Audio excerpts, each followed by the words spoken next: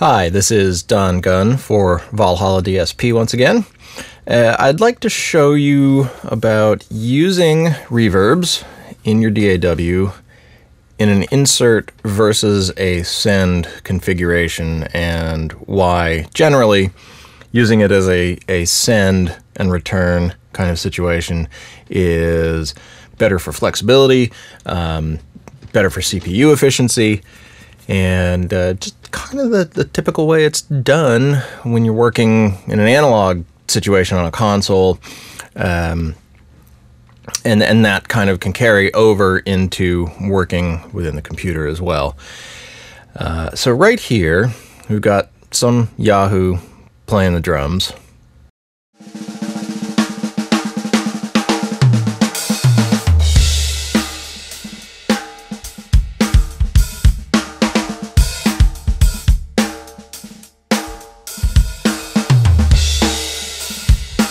Okay, that's enough of that. And what I have set up right now are vintage verbs on the kick bus, and these are all snare bus. They all have the same setting. A lot of times you're going to want to put something like a drum kit into the same room. But by doing this, here, I'll make these a little smaller. By doing this on every track of your drum kit, let's say, you're overutilizing your computer's resources, and as you start to get bigger mixes and more tracks happening, and you have a whole lot of additional plug-in processing happening, suddenly you're maxing out your CPU because you've got 1,000 reverbs. Not necessary. So, okay, here, we're at 40% mix on all of them, and this is what they sound like.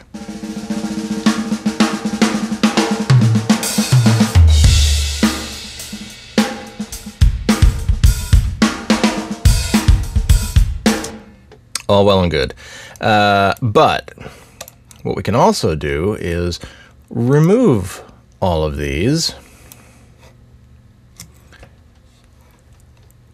Et voila. And on an auxiliary channel sent via a bus, have the same thing.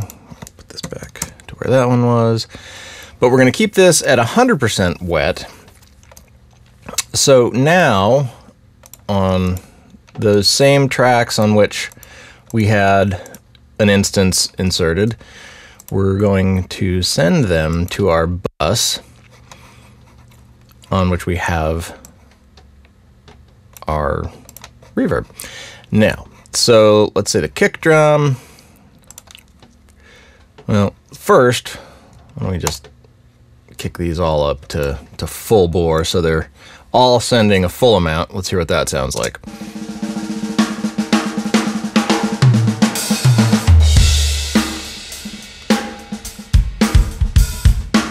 All right, so potentially a bit wet. We don't want, let's say, the overhead to be hitting it quite so hard. So we'll send a little less of that.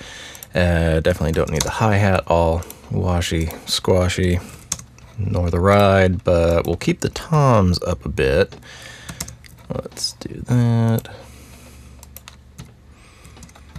And kick and snare, snare will have around the same place where the toms are, and kick we're going to bring down a bit because that's just going to pump a whole bunch of low frequency energy into our reverb.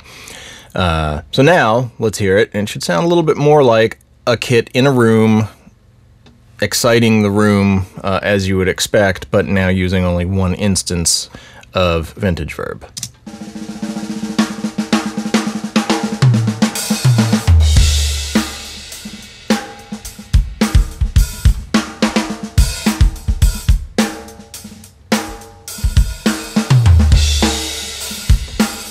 Cool. So, much more efficient use of the resources in your computer, and more flexibility. And as you build a larger and larger arrangement and mix, you know, once we have some vocals or guitars and additional things in here, synths even, you may want them all to feel like to an extent, they're all within a similar acoustic environment. And in this case, you could then send other instruments to the same bus, still only using one instance of the reverb. Again, conserving your CPU resources in your DAW. Now, I'm going to also demonstrate this within Logic, Ableton Live, and Cubase, so you can see how the same thing is done in those other DAWs. So let's get over to that. And here we are in Logic Pro 10. And you can see that I've got it set up exactly the same way as originally it was set up in Pro Tools. We've got an instance of Valhalla Vintage Verb on all of our channels, and set to, whoops, 40% mix. And here's what we get.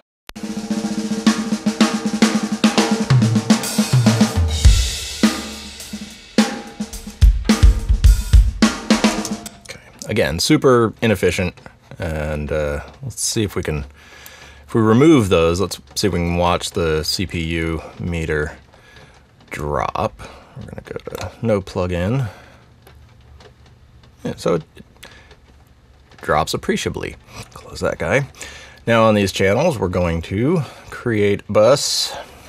It's going to auto-create an auxiliary channel here. Let's call it Verb. Input a bus 5, want that to be stereo. And let's get our vintage verb up. Go to our preset. Put it back to 0.7 of a second.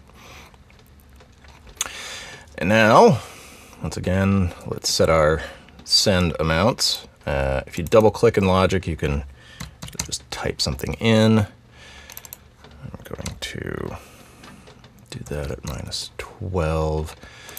And we'll keep the hi-hat and the ride again down pretty low. -6, -6. And keep this low as well on the kick. And let's have a listen to that.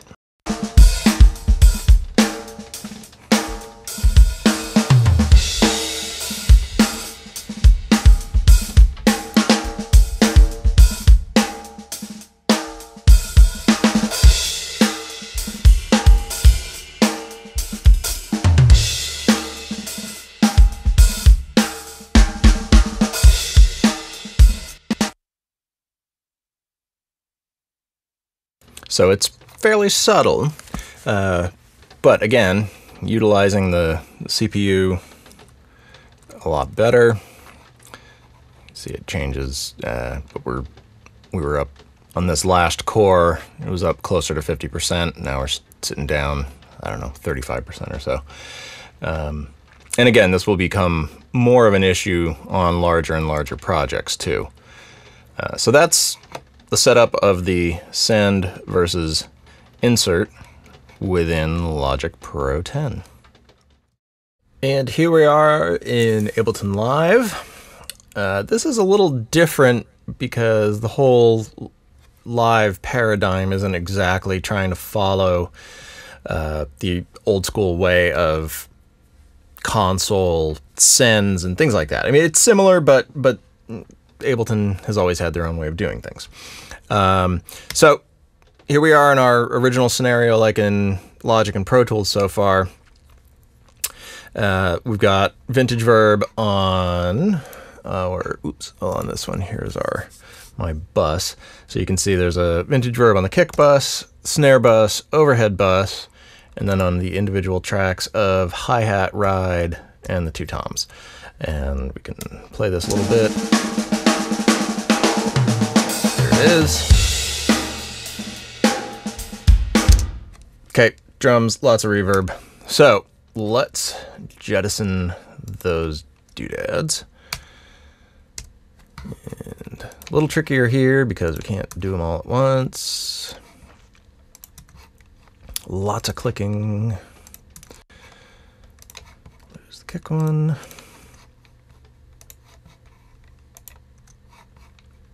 Now I'm using some sends and send return channels here in Ableton Live. The way I was using aux channels in Pro Tools, they are aux channels within Live. It's just set up a little bit differently. So like my 2 kick drum tracks, you can see are going sends only. They're maxed out because they are both being sent to this kick track. Snare has its own. The overheads here, guys, they're pan, so they reflect the pan here, etc., etc. So now I've got my reverb here. This vintage verb, same setting, but 100% wet once again. And now we can bring, I'm going to activate these guys. And we'll bring kick, snare up a little bit more, overheads up a bit, toms up a good amount, hi-hat and ride less. Play. Let's activate our return. Now we have our reverb on this send/return on E, and it's coming back here. And that's all there is to it. Easy peasy.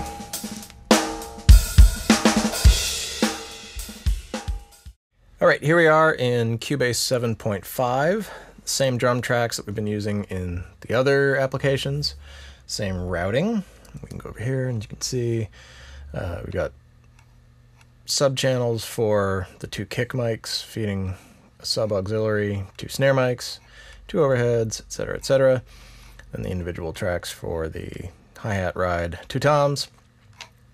Again, we're starting with an instance of vintage verb on all of those channels. We've got 7 here currently. So let's hear this with all of those reverbs playing first.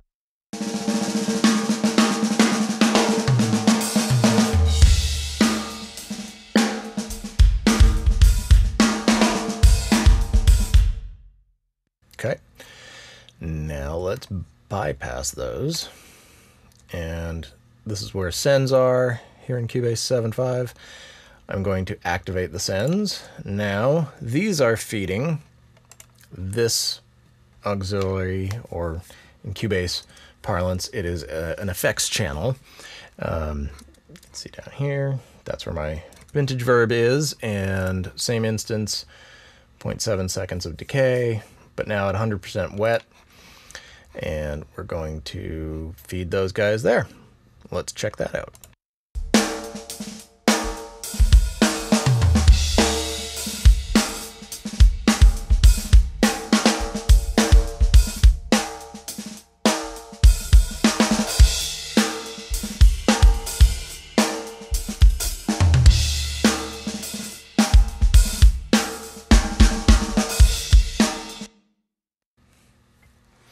So there you go. That concludes our tutorial on sends and returns versus inserts. And I hope one of these DAWs is either the one you're using or very similar to one you're using. You'll be able to figure it out from here. They're all, as you can see, kind of fairly similar in how they work as far as sending from one place to another via a bus or an auxiliary. And there you go. That's it. I hope it's helpful. Thanks.